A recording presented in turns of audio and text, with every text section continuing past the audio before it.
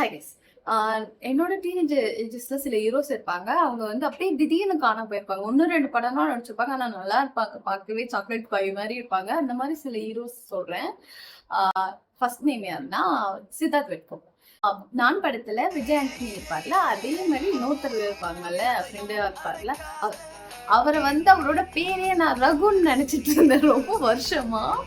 ஆனந்த தாண்டவத்தோட effect அது. அந்த படமே ஜாலியா போகும், அந்த மாதிரிதான் இருக்கும்.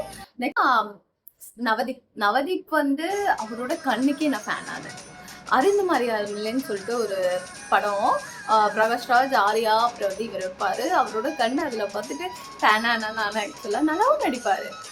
அவரோட இன்னொரு படம் இருக்கு, அதை தான் ஃபர்ஸ்ட் ஆக்சுவலா நான் பார்த்தேன்.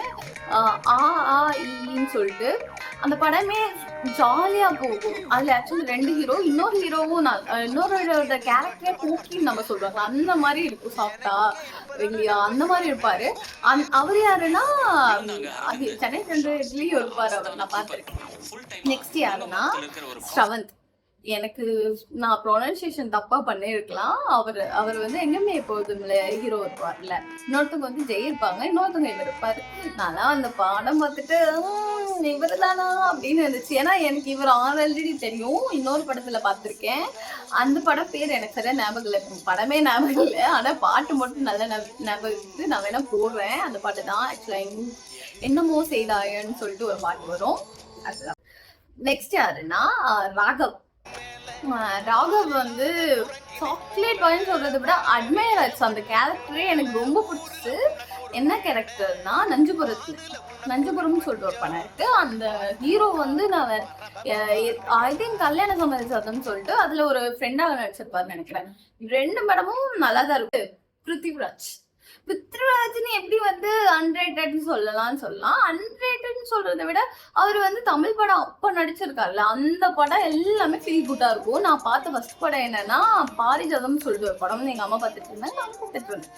செம்மையா இருந்துச்சு அந்த படமே, எனக்கு ரொம்ப பிடிச்சது அப்பெல்லாம். அப்புறம் அவரோட இன்னொரு படம் வந்து பேசிக்கிறேன்னு ஒரு பாட்டு வரும் இல்ல, சத்தம் போடாது, அதுவும் நல்லா இருக்கும். அதுக்கப்புறம் வெள்ளித்திரையெல்லாம் நான் பார்த்துட்டு நான் டைரக்டர் ஆகணும்னு கொஞ்ச நாள் சுத்திக்கிட்டு இருந்தேன். அதை பார்த்துட்டு இல்ல வேணாம், அது சின்ன வயசுலயே அந்த படத்தை பார்த்துட்டு ஓகே ரொம்ப கஷ்டம் போல அப்படின்னு இருந்துச்சு.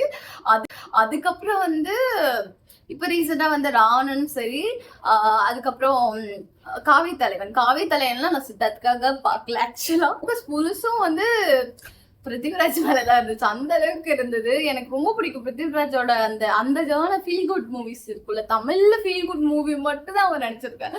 நம்ம வேணும்னா வந்து இதே வந்து கேர்ள்ஸ்க்கும் போடலாம்.